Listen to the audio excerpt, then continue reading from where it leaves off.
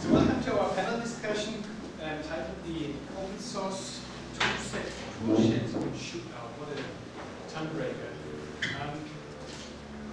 I'll be the moderator of this panel. These are our speakers, which I'm going to introduce in a moment. First of all, this is the very first time I'm running a panel discussion. So I'm curious how it will go. Huh? Well, I think in the chair room. Problem is that the airport nearby has its 100 years anniversary, so they're having aerobatic shows all day long, and it's pretty noisy. So I'll try to speak up. Again, this is the first time I'm doing a panel discussion like this, so bear with me if it runs out of hand or if it's a bit confusing. So we have a few speakers here that I'm going to introduce now, and they speak about individual open source database projects.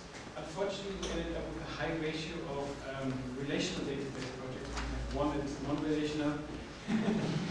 And, well, that's just the way it is. You have to live with all the volunteers that you can get, I guess. So we have a number of topics that we are going to cover. The intention of the discussion is to give you a better impression of what these projects are all about, what you can do with them, and in particular how you can solve particular problems. We have a number of topics that we have listed, and we would like to invite each panelist to give his input on how this particular problem or question would be solved for the project he's representing. Okay, I've prepared a little introduction, ordered by last name, which also happens to be the appropriate way to do it since we have ladies first. Let's start with Sheeri, Cabral, from the US on the right here. Yeah. She's a MySQL DBA at Kristian, which is a company that specializes on database and administrative services in the US. Actually, it's worldwide. I'm in the US, but actually the headquarters is in Canada, too. That's true. They have people all across the world. They are pretty distributed. You're also sometimes called a DBA or a DBA, to be exact. You've been around with MySQL since 2001, very active now in the community. You talk about MySQL, you blog about it. If you read Planet MySQL, you probably have seen blog posts from Sheeri before. She has won the award of the Community Member of the Year at the MySQL conference 3 times at least? Just twice, yeah. Just twice. Okay. Out of the 4 years they've been giving the award. And she will represent, obviously enough, MySQL. Next we have Holger Klemt, based here in Germany. Hey, we have a good order. Next, Sheeri, and he's been the organizer of the Firebird conference from 2003 to 2007, thanks to himself. He also has a company which has a product called ID Expert, which is how you can use a solution. For example, something like the first studio for Firebird. You wrote books about the subject. You are very active supporter of the Firebird project. Well, I think you are doing a one-man show this event representing the Firebird project. Yes. So, doing a good job of making sure that the project is visible.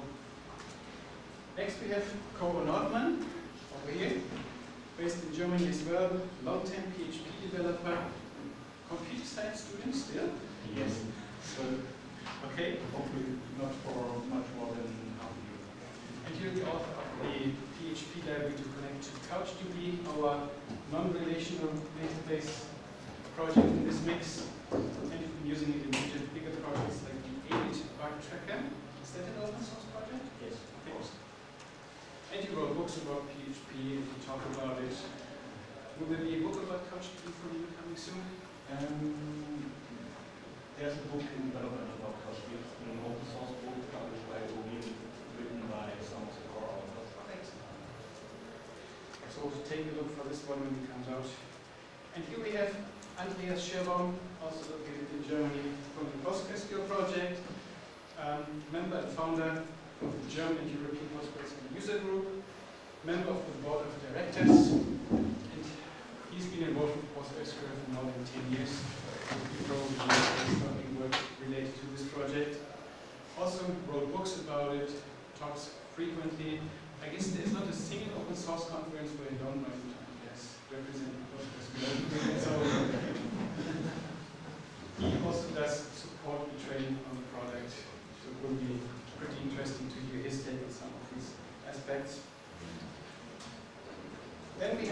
Schupp, right over here. He just gave a presentation about the BlackRay database hours ago. If you haven't been here, you now have a chance to learn some more about it. You are an entrepreneur and sailor, and you started with BlackRay in 2005, yes. Okay? And you're the driver and mentor and sponsor of the entire project. I guess I'm the sponsor of the developers and selling it. Okay, good. Support. And you've just been at OSCON as well as your first biggest open source conference since you have become an open source project. How did that go? We went open source in June, and in July we attended OSCON and exhibited the project. And it was very interesting.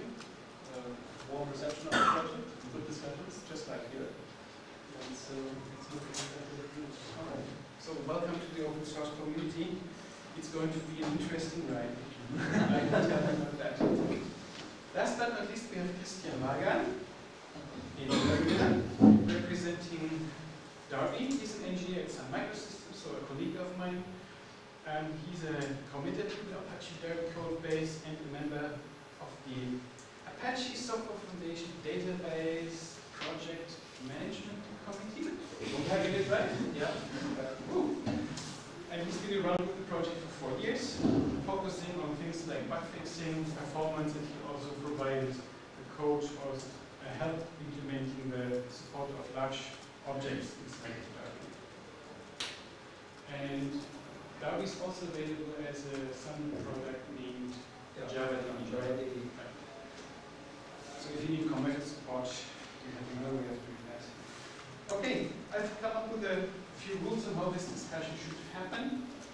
Each of you should speak to your domain of expertise and talk about your project and not about the others in any way, either positive or negative.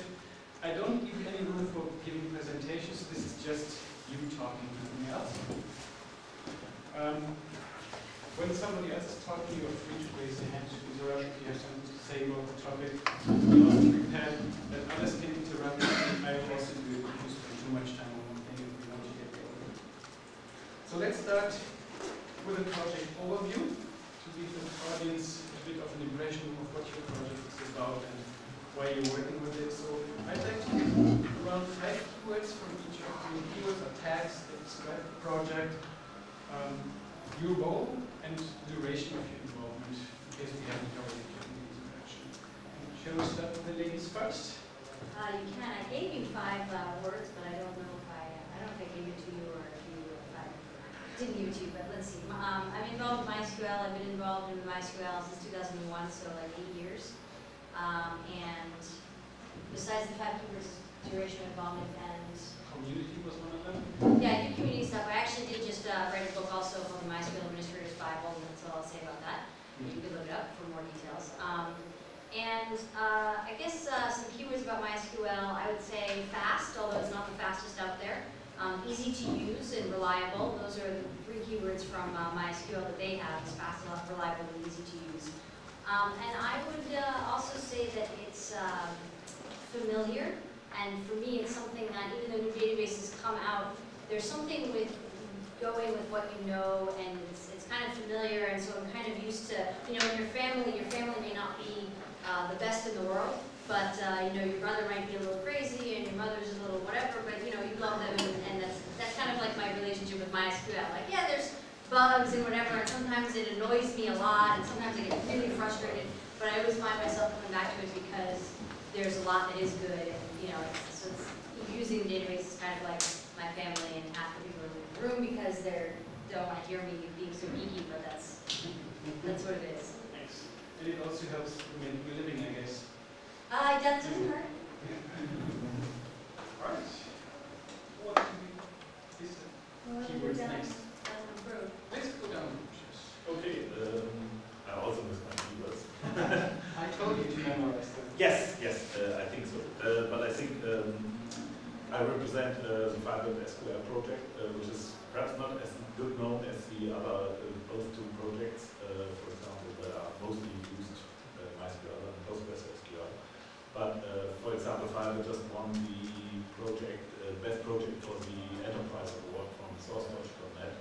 So the focus in the whole project that I, for myself, have met is not the core development, because I'm not a C++ programmer and 2 million lines of code is not easy to manage for everyone.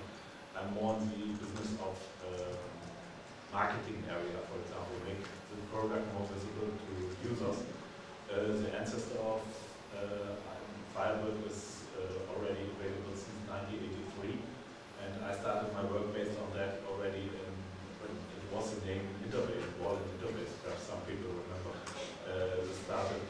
I started my work in 1993 on this database, so I think I have some experience to answer also a lot of questions based on the technology that runs behind that. So from my point of view, I would say that's all in the moment. The major focus that Firebird has is definitely not the back end of web servers, where other databases are much more stronger, but I think the major advantage of Firebird is in areas where you have a distributed application, for example. There are a lot of applications which embed the Firebird server automatically with millions of installations worldwide.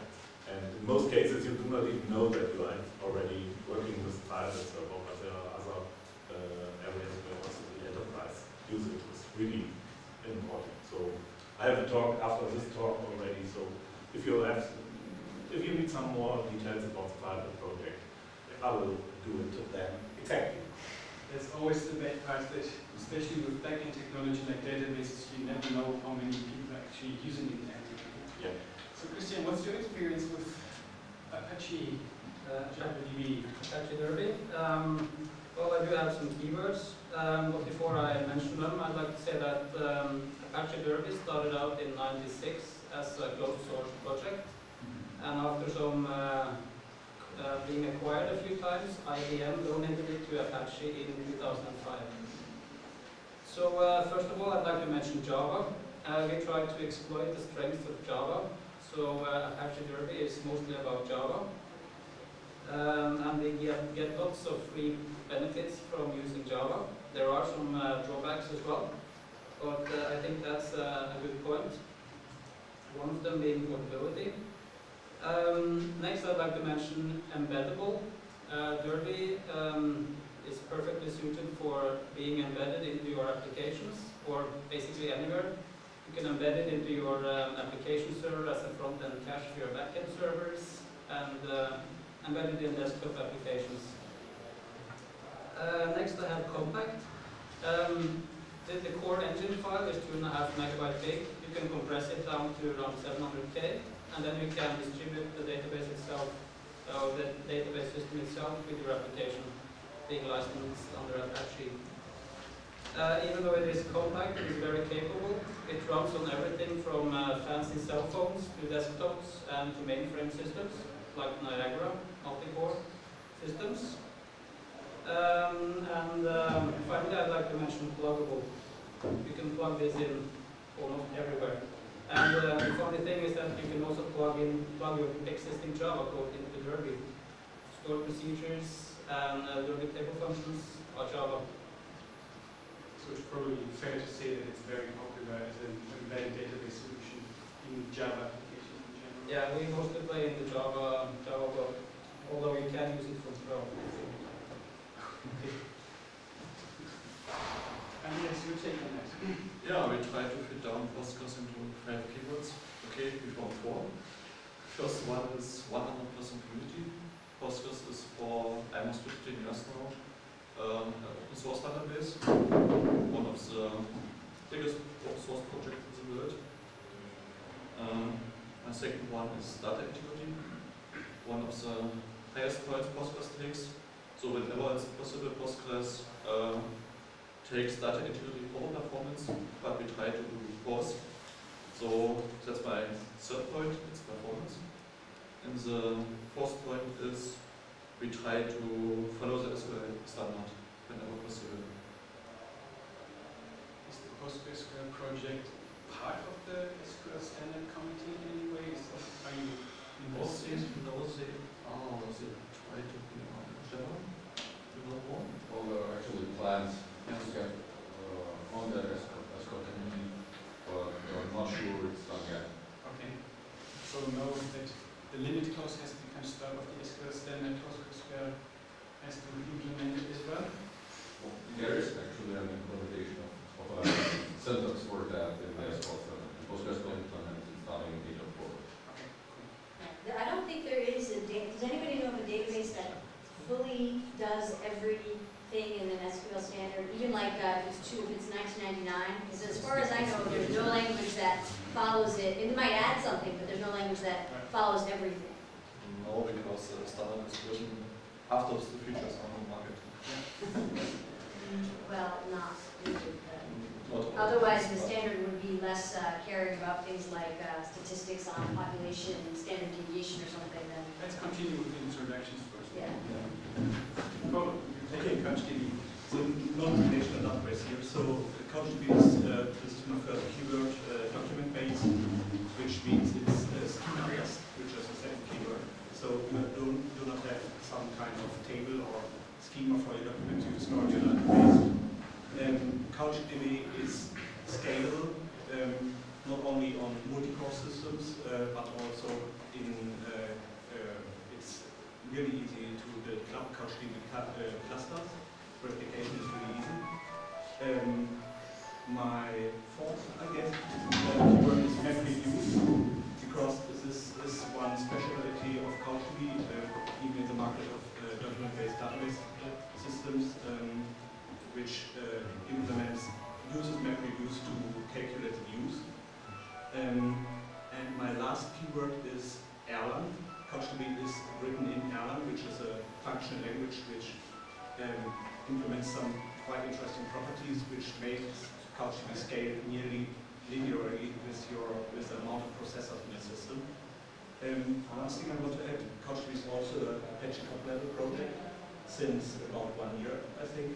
CouchDB is a quite young project. It had been started to develop by Damien Katz about 3 years ago or something like this. Damien Katz now has been hired by IBM just to develop CouchDB inside the Apache project. One particular question to Erlang, is this a roadblock for getting a bigger community? Since Erlang is a pretty exotic language, so to say. Yeah, you don't have Erlang a is user base as you not have. really easy to write and not really easy to debug, which is a common problem with functional languages. And there's not really big community which already knows how to develop Erlang. It's more in the technology, the communication sector, where Erlang is used on a broad basis. But on the other hand, the CouchDB source code is quite small, so it's easy to get into the source, even you don't know Erlang yet. But Felix. Yeah, I've been involved with BlackRay since 2005. We came open source in June, so pretty young. See, 4.5 years of commercial development. And therefore it's also a rather mature and used to be very stable project. So I came up with 5 keywords that are forward-looking. The first one is data engine. We consider ourselves to be a hybrid between relational database and search engine. So we have a feature mix out of both worlds. Second keyword is in memory. All our data lives in RAM. We persisted on the disk, but we live in RAM. We believe RAM is cheap, RAM is fast, RAM is rather reliable. So in memory is a second keyword. Out of this comes high performance. The thing we developed, pure performance. We had a very stringent set of requirements, and that's why the performance was number one focus. But we also take data into the serious. Which is probably a good thing for data. I think so. It's a must, I think, yes. But fourth keyword I would add is innovative. The index structures we've built based on RAM are significantly different from disk-based databases work. And recently there have been some books written, and a lot of the ideas we had in 2005 we finally exposed. So we do consider ourselves to be rather innovative when it comes to building this small memory footprint out of the data. And I guess the last one is also scalable, since we persist on the disk, and it's easy to copy our snapshots. It's very easy to scale the performance. We know performance, put up a second version achieved. copy the snapshot and fire it up, and that's it. Scalability is a big issue for us. Okay, thanks a lot for the introduction. Let's get into the more gory details. It was a bit difficult to come up with a good order in which we could tackle these subjects. I decided we start with backup and recovery. And the questions we have: what are the usual tools and applications used to perform backup of your database of choice? And what tools can you use to restore the data? And what is the usual procedure? So, who would like to start first to mix it? Why don't you start, since we were talking about snapshot, you were just talking about snapshots. Exactly, yeah. Well, in our case, it's really easy. The database lives in just one file that we don't touch while the thing is running until we take the snapshot, in which case we don't even touch the old file and just write a new one. So backing up the data means copying into a backup medium, and recovering is basically copying it back. So there's actually no special tool you need besides CP or move. What about incremental backups? Do we always have to take a full dump and copy of the entire thing? Yes. In our case, yes. It's because we do data versioning. Each snapshot is a new version of the data, and it's built for good speed when loading the snapshot. So it has to be. If we do incremental snapshots, it will take a very long time to load, which would really mess up startup times. What about logical backup? So physical backup is you copy the file. Does it do like a logical backup? Like you can get, I only want this part of the table. Like let's say I work for a social networking site, and I use a social networking site, and I deleted my profile data, and I call up, and I'm a good customer, so they want to restore my data. Is that possible? Not currently.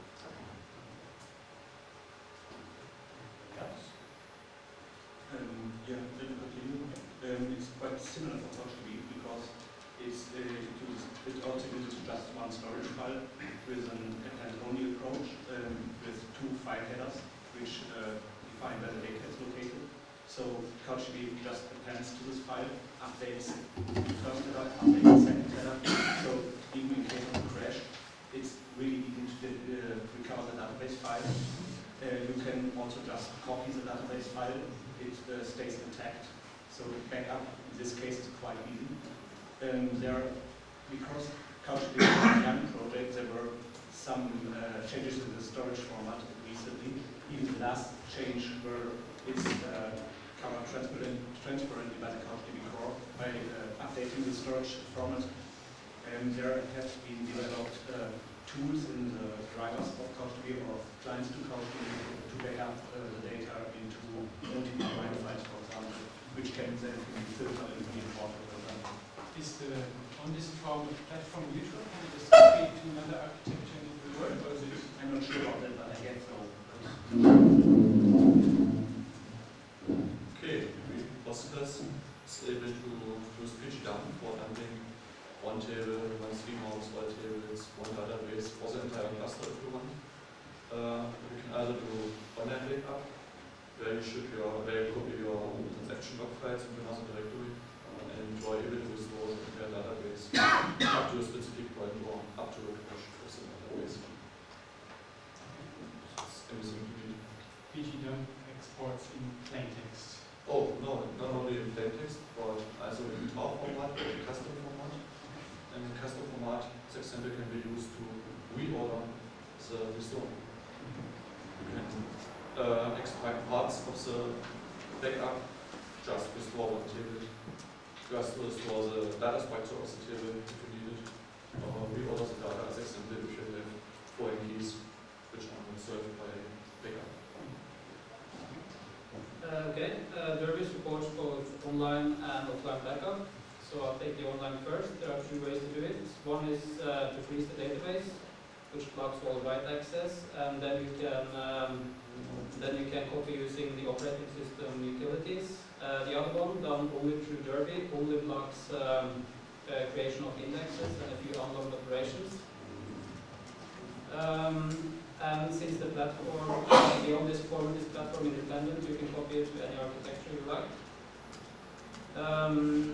We also have log archive mode, so you take a full backup and then you save the log and then you can do your own form recovery. Finally, we have export procedures for exporting tables or exporting the results of a query. And finally, large objects are normally stored in or can be stored in a separate file if you do the table export. And you can then choose not to import the large files if you want to when you restore the database. Okay. Firebird has two different tool sets that are included in the Firebird package. One is called GBack, which is used for a full hot backup. So you can start your backup immediately and everybody can still work on the database, also the write processing, it's no problem.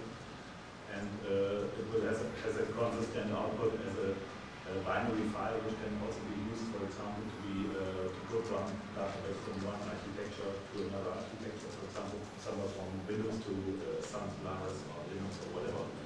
It can also be used to create a database file from a newer Firebird version to get back to an older Firebird version. For example, if some of the platforms are not already implemented that, the newest version, you can also use this to get to an older version. And so the different, the second tool is called nbackup, which can be used for doing incremental backups. So, for example, you with very large databases, I know from customer databases up to 2 terabytes, full backup every day will not work on every size of database, so incremental backup might be the better choice. It's included in the package from Firebird. For MySQL, on the one hand, it depends on the storage engine, and on the other hand, I think like all of the projects, eventually the data lives on disk somewhere. So, like all of the projects, you can use any disk copy. You can use LVM snapshotting or ZFS snapshotting. So people have used that for when online or hot backups and consistent backups, which is important to have a consistent view of your data. You can also do online logical backup with MySQL dump. It's a tool that does exports into SQL statements. That's if you want that to be consistent, you can lock tables, but you can also choose not to lock writes and have it be not consistent, which is actually very good for the case I was talking about before. If you want to just back up some data, so many companies choose to do like a disaster recovery backup, and then also something like a just restoring a small piece of data backup. So you do either of those. There's also that's the only tools that MySQL provides is just MySQL dump. DB provides the storage engine for actually that's not true. There's MySQL hot copy, which does an online backup for my ISIN tables. Online hot consistent backup for my ISIN tables, although it's only consistent within each database. So what it does is it will go to a database, lock all the tables in the database, do a hot copy, which is basically underlying disk copy, and then unlock the tables and go to the next database. So if you want to lock the whole database for the duration, then you can do that. And it's similar, the time it takes is similar to the time when you lock the tables and copy the files. So it's however many, depends on how much data you have in the files. As for DB, which is frequently, the most frequently used storage engine, I think, certainly other than MySQL, which is used in every system tables. There's a for pay tool from DB Hop from DB, which is called IB Backup or DB Hop Backup, and that's very good, but the tool is very expensive. It works. It's kind of more like a warm backup because it does put load on the server, but it does get a consistent view of the transactional DB database. But that costs €500 per server. No, I'm sorry, €550 per server per year, or €1,400 perpetual license, which to me is just more expensive and really kind of warrants for what it does. But it's kind of it's the only game in town, so they can jack the price up whatever they want. Recently, there is actually Percona has a extra DB backup, or it's called extra backup. They actually have open source version of DB, which is called extra DB. So they have extra backup, but extra backup also will back up DB.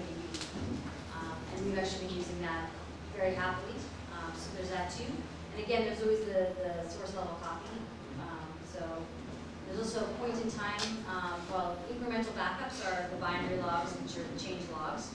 You do have to turn those on, but most people do because you can't have replication without that. In fact, actually, a lot of what people do is they have an architecture where they will replicate their database to another server, as say a disaster recovery server, or maybe a read reporting server that's not used very frequently. And then they'll do a cold backup where they just shut down the slave and then back up the files and then turn on the slave. Because it's so cheap to have. Okay. Thanks. All right. Thanks for the insight regarding backups. Each database has its own package, and we also the first options. My options. So I have my database up and running. The first issue I run into is I get successful and run into scalability issues. So how can your database system be tuned to handle an increase in the volume? How do you tackle performance issues? What kind of input do you get from your system? What parameters can you change? So to say, let's start from you again. No problem. Well, BlackRay was designed as a mostly query-only database where you have infrequent updates.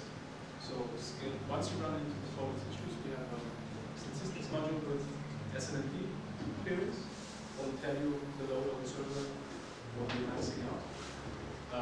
Once you are actually hitting the peak performance, then the machine will slow down. It's useful to switch on a second machine. Switch was on or selling. All you need is a snapshot. Usually the snapshot is lived in a shared NFS or CFS. The fastest database. Fire the second machine, then it will be up and running.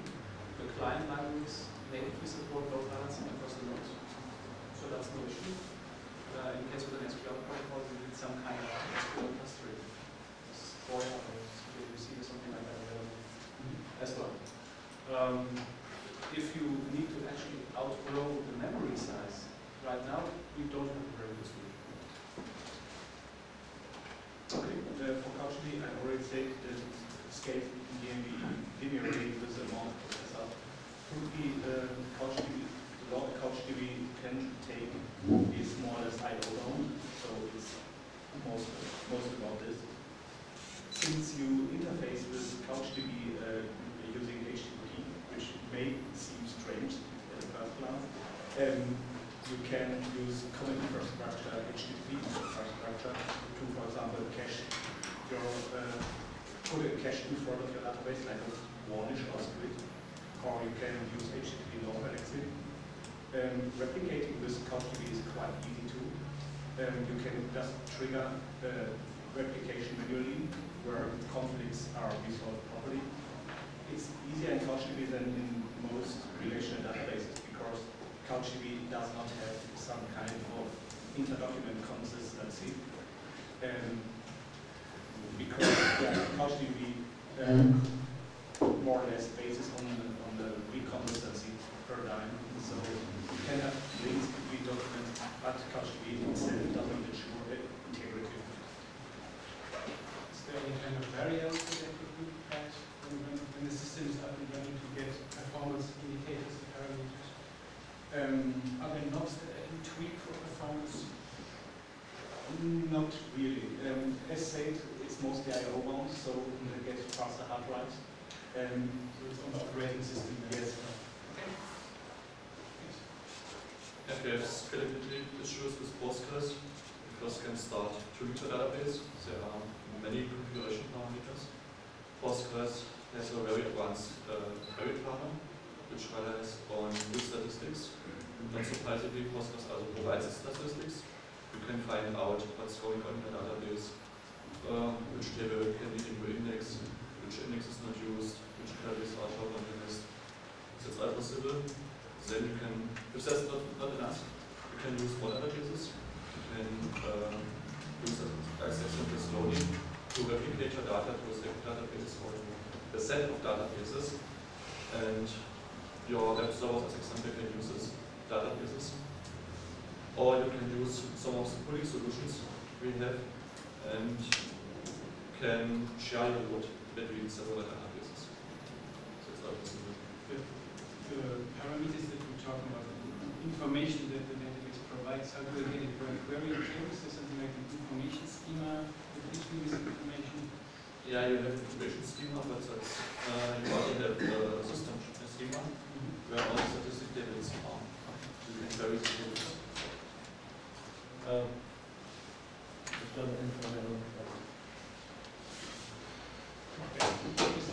Okay. If you came here in the back, you can move up. There's a lot of spaces up in front to move to.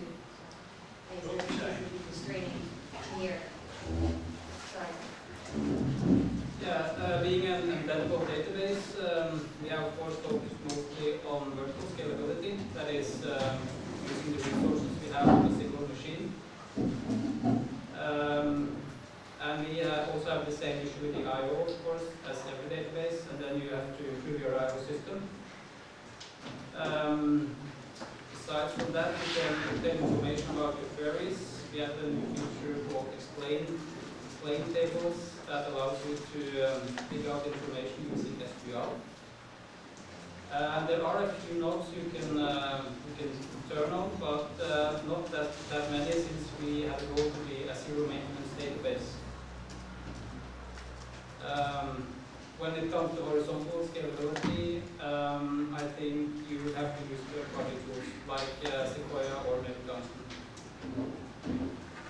And we also support replication. Okay, Firebird has different versions. The smallest version starts, for example, as a simple SO library or DLL on Windows system, which can be directly used, for example, to have really easy applications running on read-only database environments, for example, running a database NCO application on a DVD or something like that. That is the simplest implementation, but it's fully functional, so it has the same functionality as the full workgroup server has. The full workgroup server can scale up to unlimited processors, I would say, because it has a classic server architecture, which is a multi-process architecture, so as many users are connected, as many processes can be started. But there's a different solution also available in the same package, which is the so-called super server, which is a single process, multi-threaded Firebird implementation. So you have your own choice based on the needs of the customer. We have customers with 16 core machines which run in the classic server. We have customers who are running web application and prefer to use the single process multi-threaded application version. The classic server can use up to 2 gigabytes of RAM for any user connection for caching purposes. So if you, for example, have a really large amount of RAM, you can directly use it in the environment. And we have also some third-party solutions for replicating databases. So, for example, one of the customers, German press agency, is using the Firebird databases in 3 different cities, and they are running 75 gigabytes database replicated over all cities with, I think, 600 or 700 editors running all the time and working all the time on each of the databases locally. And everything is replicated using trigger technology and stored procedure technology in the background without the need to change anything in the time application. It's a multi-master bidirectional application that is implemented for that. But it's asynchronous. Almost asynchronous, because we want to have it asynchronous because one of the replication partner does not respond. We do not want to have the client to be disconnected, but it uses an internal stack to have all the commands that needed to be translated to this replication partner right after he's going back again. So it's working really nice, and they have internally it's called like an event alerter, which is used for that. So we have almost less than a tenth of a second as a response time on all the machines. Sheeri, how would you tackle scalability issues? MySQL has a lot of scalability, a lot of work put into it on scalability. There's a long way to go too, but it's used by Facebook and Google and Twitter, so it certainly does scale. Sometimes you have to push it over. Basically, it scales very well for reads. A lot of people do something like they'll have just replication with read slaves, and they'll just put a load balancer, like regular, whatever you use for your web server, same kind of technology, and say, okay, go to any of these, read servers to do what you need to.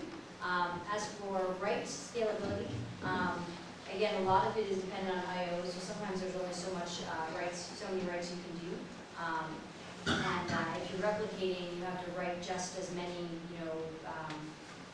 you can actually have distributed, I wouldn't call it scaled, but you can have distributed writes, but if they end up, if you have like a circular replication or master-master replication, they can end up, they also have to do, 100 writes. If you do 50 here and 50 here, the two still have to do 100 writes, so you're not really scaling that.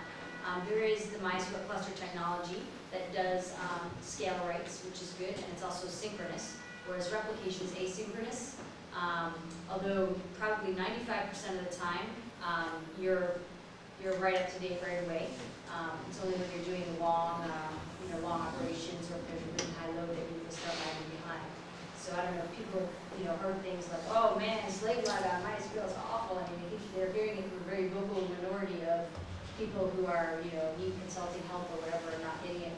And I mean, for like 95% of people, they have, MySQL slave lag is 0 all the time. How can I tell if a slave lags in the first place? What information does MySQL provide for me to make sure or to realize that I'm having a scaling?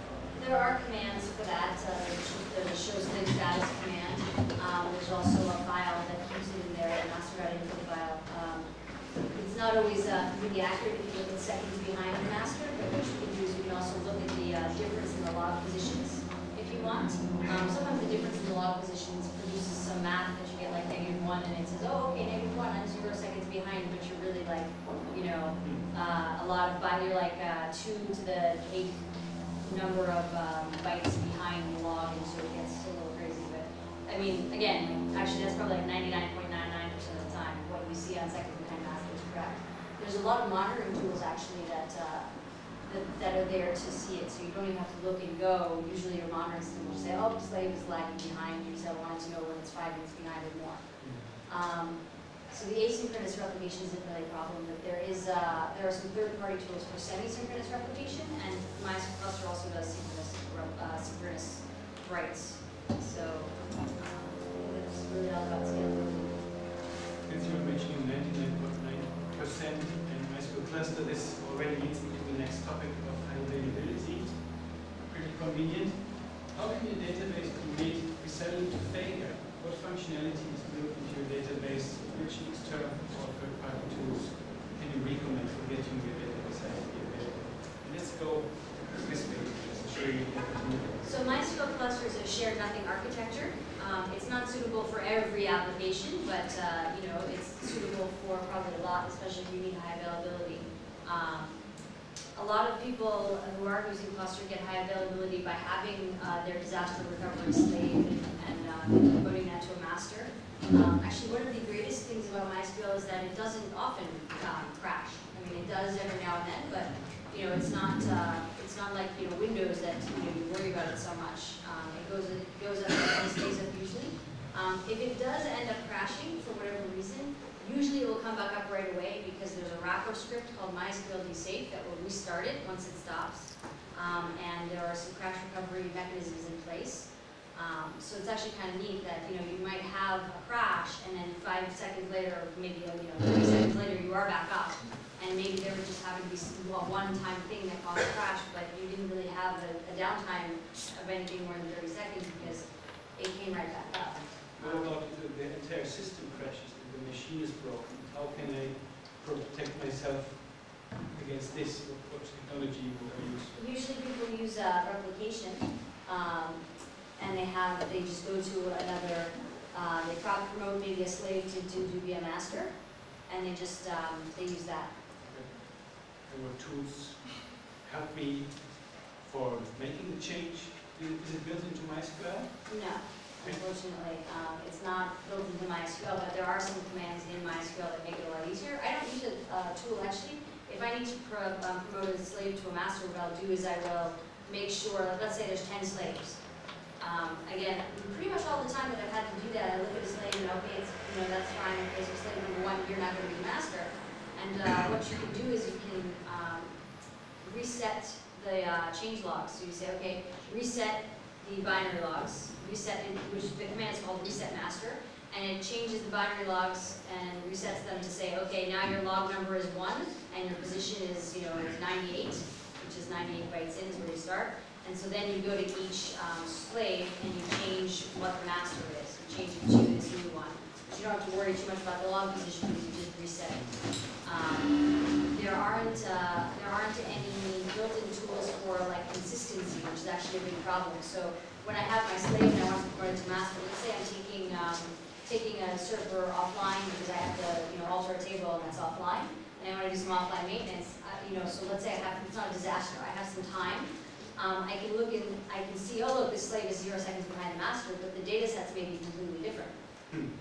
So there aren't any tools to do that within MySQL, but there's the NatKit toolkit has mktable checksum and mktable sync, which mktable checksum is very good at doing a checksum of partial checksum of tables or a whole checksum of everything, so that you can see, okay, does this table have the same checksum on the slave and the master? Actually, MySQL does have the command checksum table, so you can checksum the whole table, but for big tables, that takes a while. Okay. Firebird has some, despite of the replication solution I just mentioned, which was designed for having regular hardware offline settings, it has an internal functionality which is available for free also in the engine, which is called a shadowing. You can create, with a simple SQL command, you can create a shadow of your database file. And the shadow is a physical file which is exactly the same file as the original database file. And this shadow file can be, for example, created on a separate hard disk. And we also have some customers who make the really easy way. They use simple USB hard disk externally, and the server crashes completely. They simply get the USB hard disk from one server to another and restart the server, and that's all. This really works with Firebird. But you can also use one of the advantages, for example, from a Linux system. In a Linux system, you can create a shadow file on a separate server already, so you have a kind of a asynchronous master-slave replication built in that way. But on Windows, you cannot use that, but we do not have to talk about why Windows is not always the best solution for server applications. In my opinion. Yeah. Is this shadow file updated automatically, or is there any schedule on that, or it's actually updated for every transaction? It is written with every transaction, so when you're doing a commit from any of the clients, getting back the commit command to your client will definitely have this shadow and the original file being rewritten. There's a kind of they call it a careful write on top of it. So if the last operation that is done internally in the database is setting your transaction from active to committed, and when this does not happen and the server restarts, for example, your application does not have a committed transaction, so it will be automatically set to go back.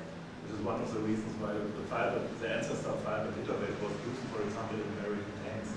When you are firing the gun in front of it, you have problems with computers inside the tank, and there's one of the reasons where the old interface server is still used as stability. Does it end no have? Does it end no good have? Sure. It depends on the speed of your hard disk and on the speed of your network if you are working on a separate server. No, not double. Typical measurements were between 5 and 20%, depending on the speed of your machine. And the faster your hard disk is, for example, if you're using solid state disk or something like that, you will almost not even find out the difference between having one database with or without a shadow. You can create as many shadows as you want, so if you create 10 shadows, you will definitely have a major increasement of times. Kristian, being in embedded database, high availability is a different issue for you, but I don't know if you can run it in a standalone mode as well, right? Yeah, it is of less concern to us, but we do have a basic master-slave replication, asynchronous and asymmetric. If you want something else than that, which involves several servers, you would have to use Sequoia again or Tungsten to replicate or have many masters. And then we have all the basic things mentioned before, like consistency checks and checksums built into the table format, list format. Yeah, I think that's it for HA. Postgres has not yet built-in application, but the project is working on it. will come with integrated replication. But you can use the same technology used for scalability for availability, because you can use Learn as example. You have 2 or 3 or 4 databases. You can switch over from one master to another server. Or you can ship your transaction request to another machine. And in case master is failing, just stops the replication and your master comes up. As already said, it's trivial to implement multi-master replication with CouchDB because you trigger the replication manually, and after each write commit you could, for example, trigger the replication to other database servers.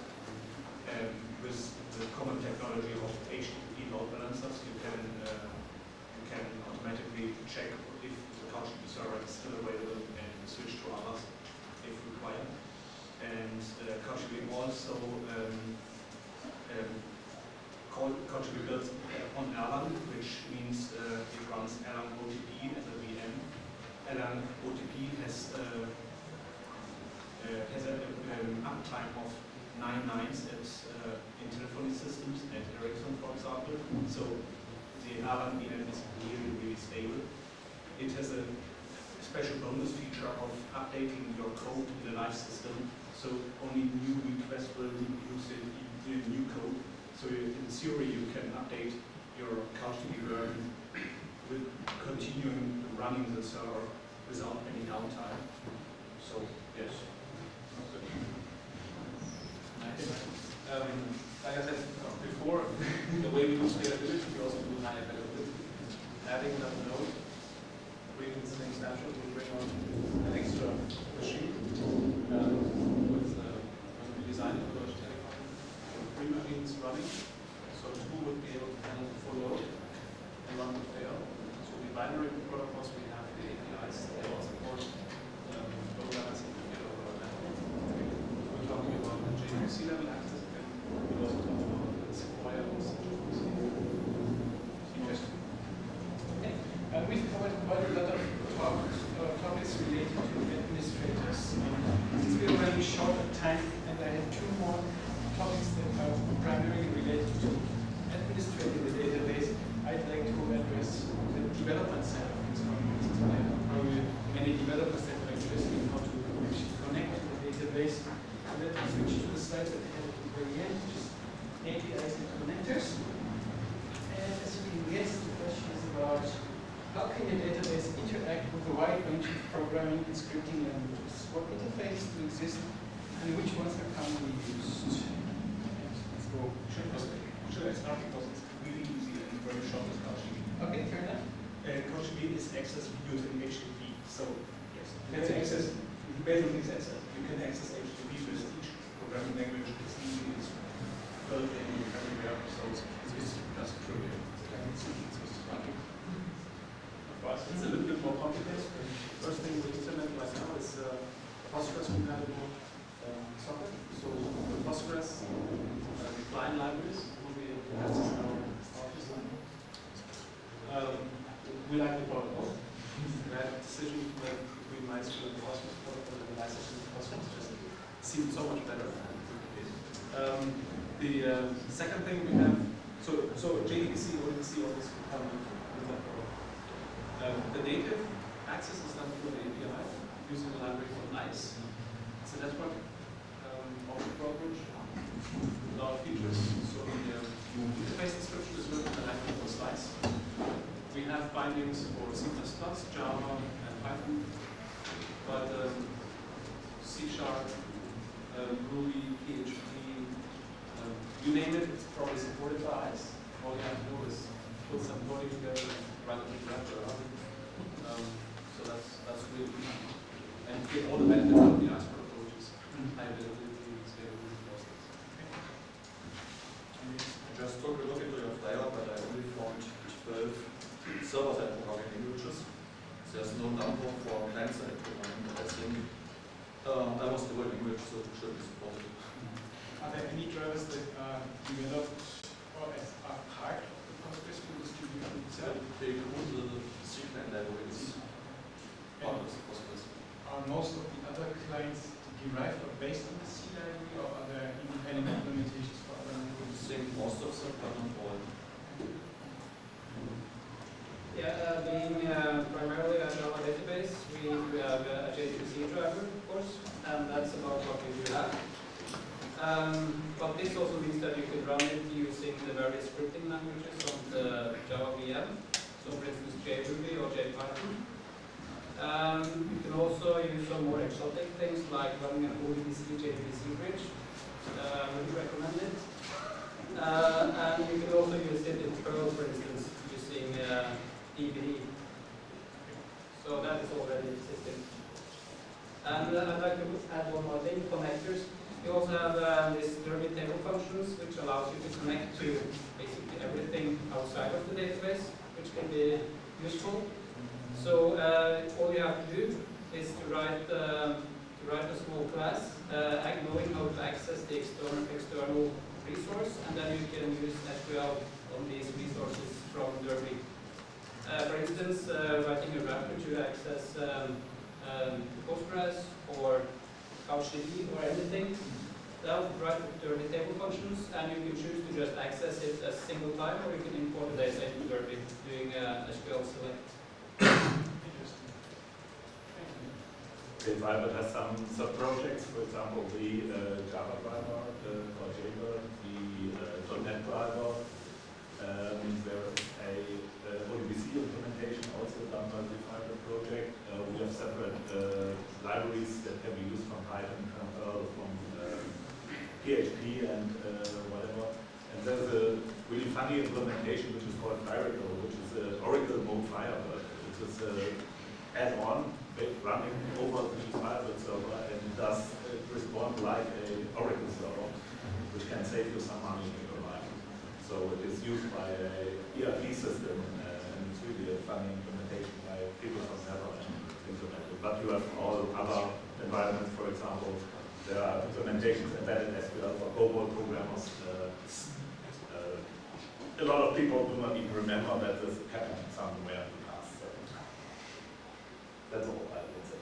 MySQL has lots of languages have connectors written for it, like PHP. You can download either the MySQL or MySQLi, which is better, things like that. Ruby has a few built-in connectors. Perl uses DBD, MySQL, which is actually maintained by someone who used to work for MySQL. So he worked for MySQL for a while, but he's still maintaining it. That's actually one of the rare ones that isn't provided by MySQL. You see me on my computer, I've been writing notes here and there, things that I want to say. I actually cheated and went and looked at all the connectors.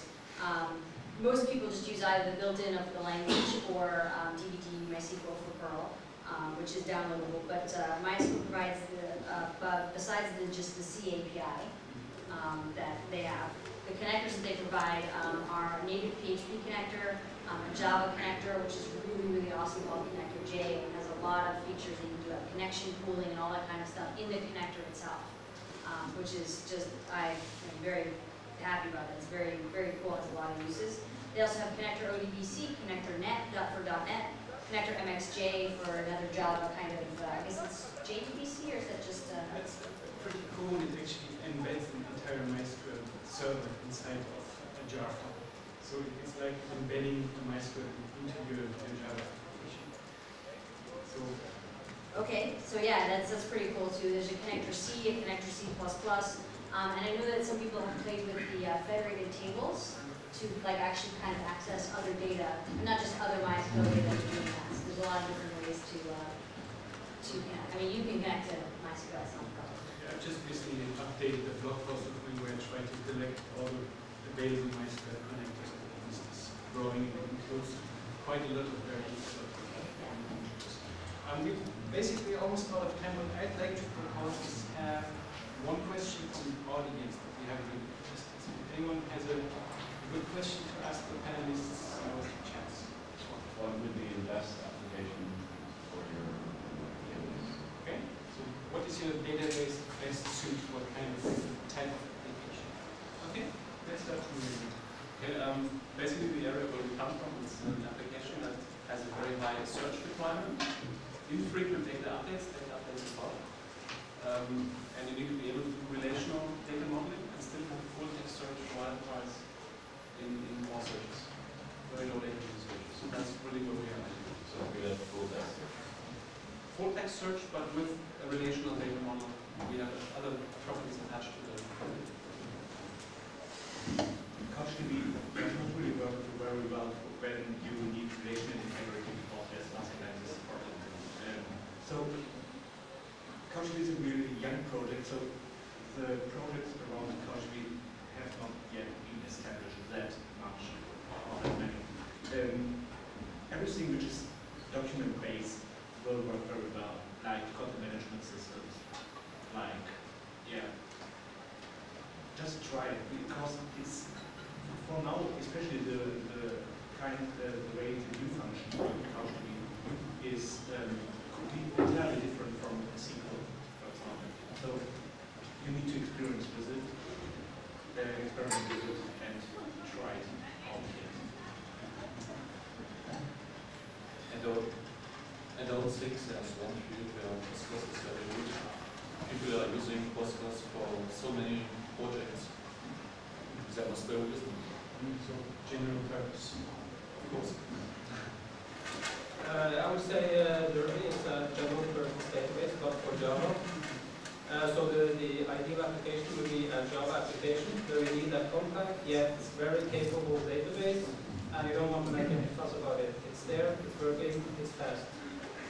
And just one more comment, you can run Derby both using as an embedded database and as a network server at the same time. So you have an embedded server within your application. So for instance, you can do remote administration and monitoring with it that way.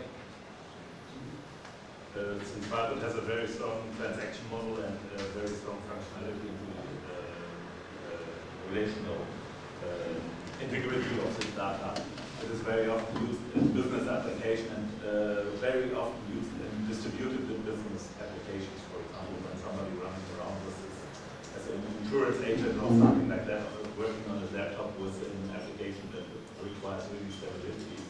Also, the major focus is until now not on the server-based, on the web server area, but there are more and more applications which also support Firebird at the moment. For example, PHP or something like that has also built-in support for Firebird now. Close the laptop before you answer. You're cheating. I'm not cheating. I'm writing my notes because I'm thinking about what I want to say. Definitely not cheating. And what I wrote is MySQL is to databases and Apache is to web servers. It is not only general purpose, but it's something that basically covers a very wide medium range. So if you need extremely small, it's not very good for it. You know, if you want to embed a database into a cell phone application, use JavaDB or use SQLite or whatever. It's not very good for if you need you work in the United States Social Security Office and you need the most secure database in the world.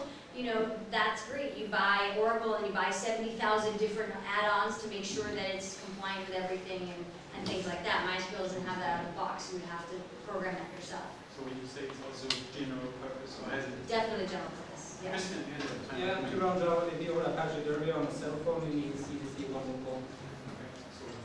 So it doesn't run on every cell phone though. Java, you need the Java 69 profile. But it's lightweight enough to do that. Like MySQL is lightweight, but not extremely lightweight. It's fast. It's not, well, I guess it is kind of extremely fast. So it's very good for pretty much almost anything, but it's really hard to say what it's good for because it's good for so much.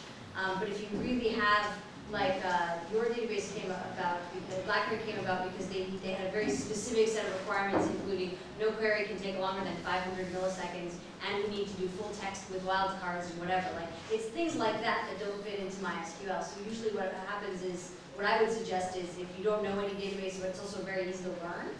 You go into MySQL and you type show databases, and you see the databases. You know, it's very, it tries to be intuitive, whereas with I think with Postgres also, but like with Oracle, you need to learn what view to look at to see that. So I would say, like, let's say you don't know anything and you want to use a database, I would say start with MySQL, and if it doesn't meet your needs, find what it does, because it's so good for most things. So with so many tools, again, I guess it's like every tool has its particular purpose, and it's you making your choice and looking at each of the available solutions. It's the right thing to do. I guess all of you guys here can be approached with detailed questions about the project later on.